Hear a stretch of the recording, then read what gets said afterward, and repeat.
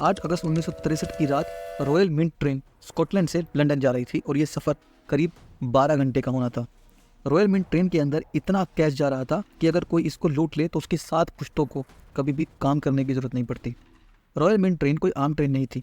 इस ट्रेन का समय, शेड्यूल, डेट, रूट, कौन कौन इस ट्रेन के अंदर जाएंगे, हर एक चीज़ इस ट्रेन की जर्नी से करीब 6 महीने पहले डिसाइड हो चुकी थी और शायद इस ट्रेन के अंदर बैठे लोगों का भविष्य भी। इस ट्रेन का शेड्यूल और इसमें जाने वाले कैश के बारे में ब्रूस रेनॉल्ड्स को करीब 6 महीने पहले पता चला। जहाँ से शुरू होती है इस ट्रेन को लूटने की प्लानिंग। ब्रूस रेनॉल्ड्स ने 5 लोगों को हायर किया जिसमें हर एक क्रिमिनल था और हर एक अपने काम में माहिर था। सबसे पहले एक फार्म हाउस रेंट पर लिया गया जहाँ पर सब प्लानिंग होनी थी। फिर इन सब लोगों ने ट्रेन के शेड्यूल के बारे में पता किया और जिस रास्ते से ये ट्रेन जाने वाली थी उस रूट के बारे में पता किया और उसको अच्छे से स्टडी किया। जिसके बाद इन्होंने एक ऐसी जगह चूज़ की जहाँ पर ट्रेन का स्लो होना लाजमी था। वो जगह थी चैडिंगटन, जहाँ पर चढ़ाई का रास्ता था और वहाँ पर हर एक ट्रेन को स्लो होना ही था।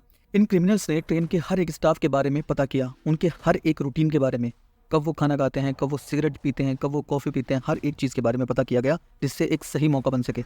इस पूरे प्लान में सबसे इंपॉर्टेंट थी 2 चीज़ें। पहला, ट्रेन को चैडिंगटन में स्लो होने के बाद रोकना और दूसरा, चोरी करने के बाद वहाँ से कैश के साथ निकलना। ये कैसे हो पाया ये हम आगे बात करेंगे। सारी प्लानिंग करने के बाद इन्होंने एक रेलवे ट्रैक ढूंढा।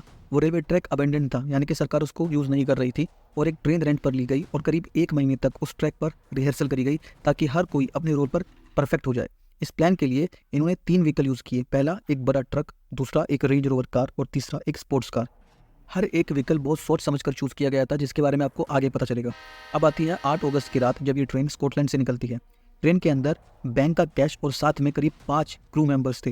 ट्रेन स्कॉटलैंड से निकलने के करीब 7 घंटे बाद चैडिंगटन पहुंच जाती है और आगे चढ़ाई के कारण स्लो हो जाती है। वहां से शुरू होती है उस समय की सबसे बड़ी चोरी और इस प्लान का सबसे अहम हिस्सा, ट्रेन को रोकना। यहाँ तक वीडियो अगर आपको अच्छी लगी तो प्लीज़ चैनल सब्सक्राइब कर लीजिए और लाइक बटन प्रेस कर दीजिए। उस समय ट्रैफिक लाइट सॉफ्टवेयर से नहीं चलती थी तो हैकिंग करके ट्रेन को नहीं रोका जा सकता था। इन क्रिमिनल्स ने बहुत सिंपल टेक्निक का यूज़ किया। इन्होंने ग्रीन लाइट को एक ब्लैक कपड़े से ढक दिया जिसकी वजह से दूर से सिर्फ रेड लाइट दिखाई दी और ट्रेन के ड्राइवर को ब्रेक लगाने पड़े और ट्रेन चैडिंगटन में रुक जाती है। ट्रेन के रुकते ही 4 क्रिमिनल्स जो उस जगह पर पहले से छुपे बैठे थे वो ट्रेन में चढ़ जाते हैं और ड्राइवर से ट्रेन का कंट्रोल ले लेते हैं और ये सारे लोग धीरे धीरे सभी क्रू मेंबर्स को बेहोश करके ट्रेन के लास्ट डब्बे में डाल देते हैं।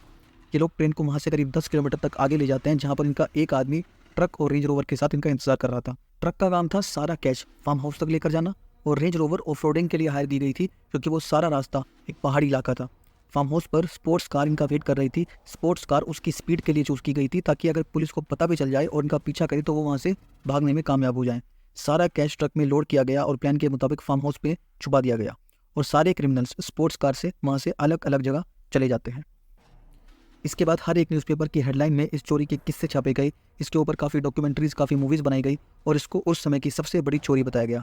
अगले 5 साल तक पुलिस और बाकी टीम्स इन्वेस्टिगेशन करती रही और 1968 में जाकर इस प्लान के मास्टरमाइंड ब्रूस रेनॉल्ड्स को पकड़ा गया जिसकी मदद से बाकी सारे गैंग मेंबर्स को भी पकड़ लिया गया और इन सभी को 1969 में 30 साल की कैद सुनाई गई। यहाँ पर मैं एक इंटरेस्टिंग चीज़ आपको बताना चाहूँगा। इस प्लान में एक फ्लॉ था जो मैंने इस वीडियो में भी डिस्कस किया है। अगर आपको कुछ पता लगा तो प्लीज़ आप कमेंट में जरूर लिख के बताइए कि आपको क्या लगता है कि इन्होंने क्या गलती की थी। मैं आपको उसका जवाब भी दूंगा।